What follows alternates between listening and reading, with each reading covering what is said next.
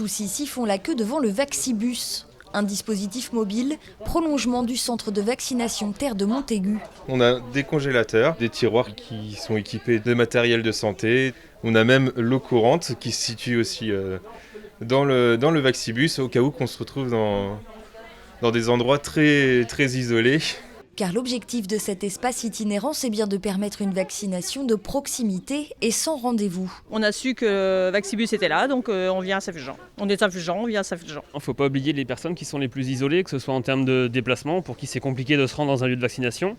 Également, ce qu'on peut appeler la fracture numérique, qui existe encore aujourd'hui, même si elle tend bien sûr à se réduire, mais pour certains, c'est encore difficile effectivement de prendre rendez-vous, notamment sur les plateformes comme Doctolib. Et donc on voit bien que ça répond à un réel besoin, puisque dès ce matin sur Saint-Fulgent, on a vu qu'on avait largement dépassé les doses qui étaient prévues initialement. 49 doses par demi-journée, réalisées en fonction de l'ordre d'arrivée des personnes et selon les critères d'éligibilité actuellement en vigueur.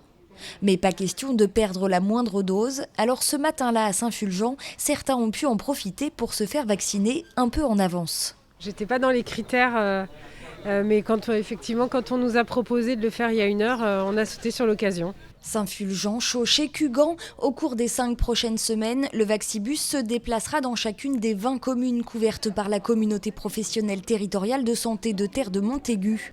Puis il reviendra 6 semaines plus tard pour les secondes injections.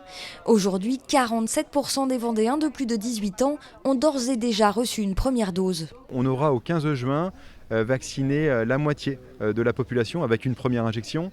Et on peut estimer qu'on aura d'ici la 3e semaine de septembre vacciné les 2 tiers de la population en respectant la totalité du parcours vaccinal avec les 2 injections.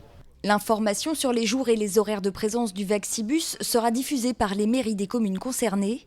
Si elle s'avère concluante, l'expérimentation pourrait être dupliquée plus largement dans le département.